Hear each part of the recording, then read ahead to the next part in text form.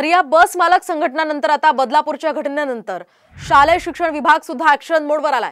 शिक्षण विभागानं नवा GR काढत शाळा आणि परिसरामध्ये CCTV कॅमेरे बसवण्याची सूचना केली आहे। शाळेमध्ये तक्रार पेटी ठेवणं सुद्धा आता बंधनकारक असणार आहे।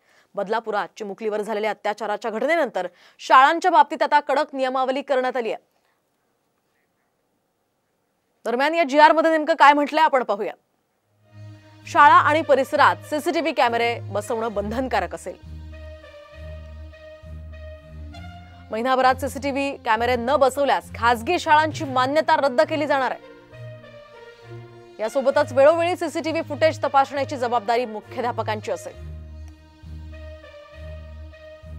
कर्मचाऱ्यांची नियुक्ती करण्यापूर्वी पोलिसांच्या चारित्र्याची पडताळणी करणं आवश्यक आहे। त्या संदर्भातला अहवाल देणं सुद्धा आवश्यक आहे। 6 वर्षांपर्यंतच्या विद्यार्थ्यांसाठी प्राधान्यानं महिला कर्मचाऱ्यांचीच नियुक्ती करणं बंधनकारक असेल। यामध्ये सर्व माध्यमांच्या शाळांमध्ये तक्रार पेटी बसवणं सुद्धा बंधनकारक आहे।